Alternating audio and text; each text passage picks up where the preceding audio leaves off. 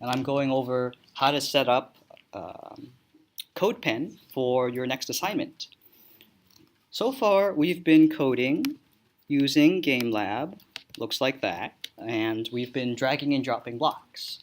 But you notice that the functions here are kind of limited. Begin shape is nice. It has arc, that's pretty cool. But we want to do more complicated drawing functions, like maybe curves. And so we transition a little bit to a new tool that we used last semester called CodePen.io. This one's all text-based, but it allows you all the features of the language you're using, JavaScript, and more specifically, p5.js. So I'm going to point you to how to set up the account, and then we're also going to add the library and get our first project working outside of GameLab on this new tool called CodePen.io. Here are the slides. So we will, and this is, you'll follow along as I'm making this new account too. We're going to go to codepen.io, sign on in, and then, let's see, so I'm already signed in. I'm going to sign out and go make a new account with one of my various other emails. Let's see, this one doesn't have one yet. And so I'm going to sign up now, sign up with email. You're welcome to use your Twitter or Facebook. The instructions will be different if you choose to do that. Click sign up, type in your name. I'm Mr. Chan. What's your username? Mr. Chan, number 1. And then my email is this one, 1234@gmail.com. Choose your password.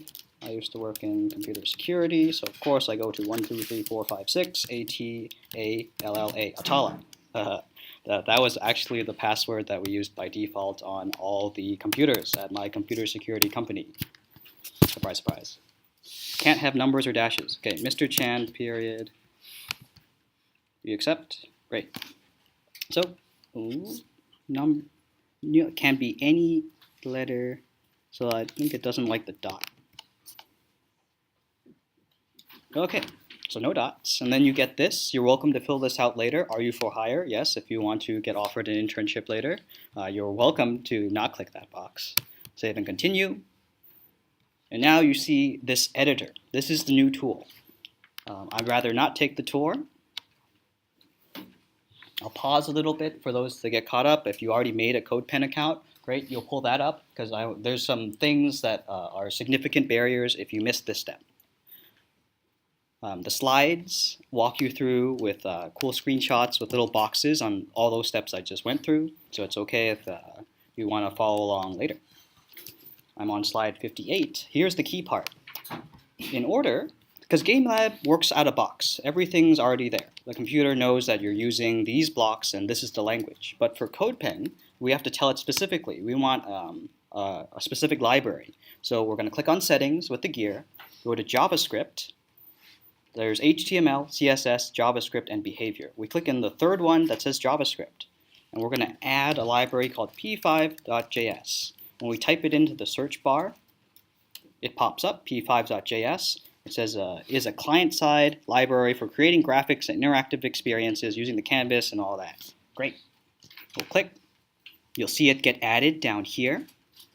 This is a very common problem, and when we're using this new tool, I'll likely ask you if it doesn't work and you don't see anything, did you add the P5 library to your project? And you're like, oh, sorry, yes, no, I didn't do that. That's why it doesn't work. Very common error, and it's okay. I'll remind you. Save and close. And it does its thing. Now, if we type in, for example, function draw, parentheses, squiggly bracket, and that's a big change. We have to type in all our code now. You can try copy and pasting your GameLab code. It should work from there into here. Let's have an ellipse at 100, 100, 10, 10. Well, 50, 50. I'm going to zoom in. So that's what my code says. The function draw, open parentheses, closing parentheses, squiggly bracket, and it's accompanied closing squiggly bracket should look familiar. If you're coding with text, the show text option in GameLab, this is what you see. This is the ellipse function. We've all used it in Olympic rings. Your national flag, likely we would have used this shape. Notice that after I type in that code, down here is your picture. This is where you get your output now. By default, it's on the bottom. If you don't like that view, and let's say you're used to Game Lab, Change View allows you to change where you type your code. For example, I wanted my picture on my right. It'll go there when I click Change View. Or maybe I like it like Game Lab. I'm too used to looking at the left side of my screen. Then click on the far right option, and you'll get your output on your left. Change View, and your code is then on your right.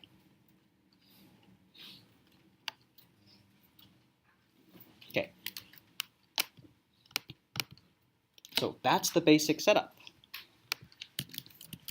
When you want to run code just once, processing and p5.js, it has a special function for that. It's called function setup. This is where we, instead of using, this is where we have to tell the computer how big do we want our canvas to be. You'll type in create canvas. It is space sensitive, so capitalization matters. Cancel. So right now, create canvas. I want a 300 by 300, 300 for the width, 300 for the height, canvas to write on. Let's say I want my background to be red. So I'll type that in, press semicolon. And you'll notice that the code runs immediately. Whatever I typed in, the computer runs it for you. No longer do you have to press the run button. And so far that will train you to be, it'll make you have some bad habits, but for now, for Penguin assignment, that'll be okay. Because then you get immediate feedback. Right now I've done create canvas on line 2 in my setup function, and then I drew the background. It happens just once. That's the purpose of function setup. Function draw happens again and again and again, and that we'll see just a circle drawn at the same spot. These functions are a part of every program you'll write in this class. You'll always have a setup function. You'll always have a draw function. Questions? Now.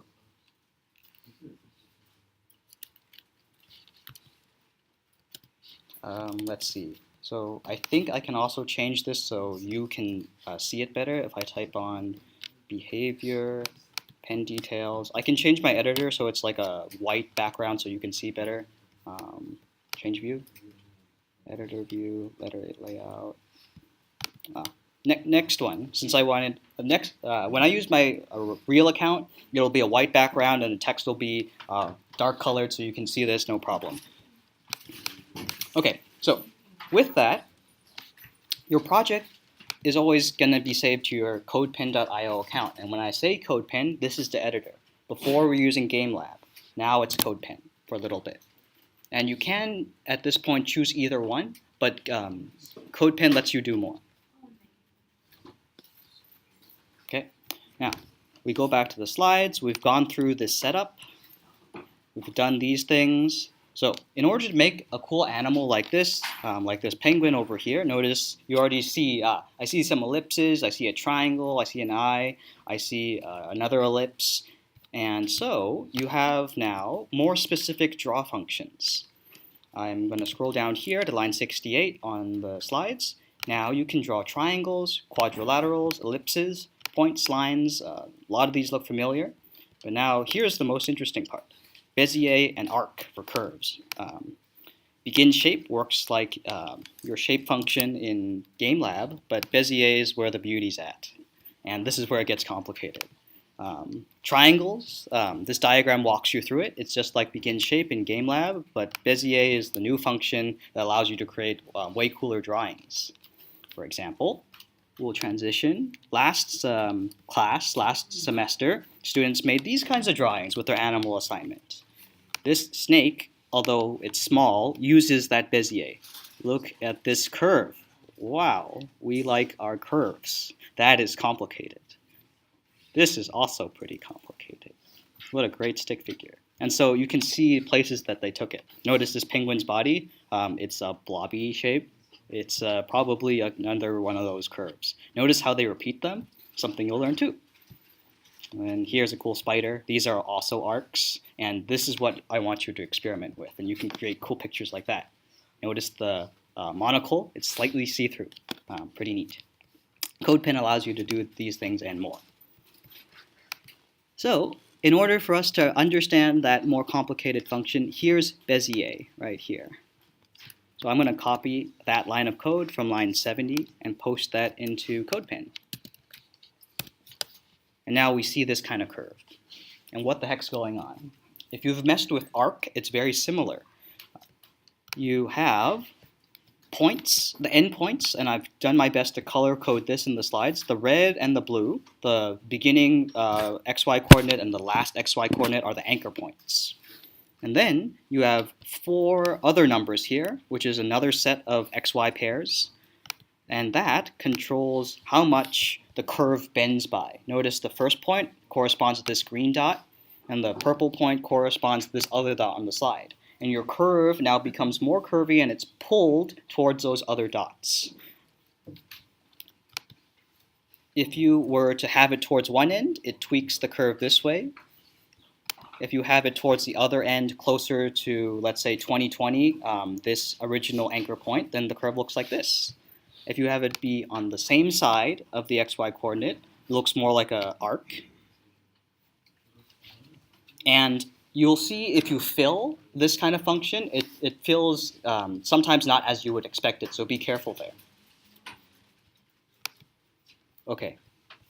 With CodePen, I've walked through the video, we walked through setup with CodePen.io, and your third assignment is not shape patterns, but Penguin. The motivation behind this is that Monday's a holiday. If I were to give you a new topic and I haven't talked at you and you only have 4 days of class to do it, that's not enough time. So you have one last static visual, no animation just yet. And when we get back from the long weekend, I'll give you that new topic of how do we make animations? How do you make change happen? And that's shape patterns. And if you got started on that, you'll just save it for another week. Okay, questions? Comments? All right, so this part's done.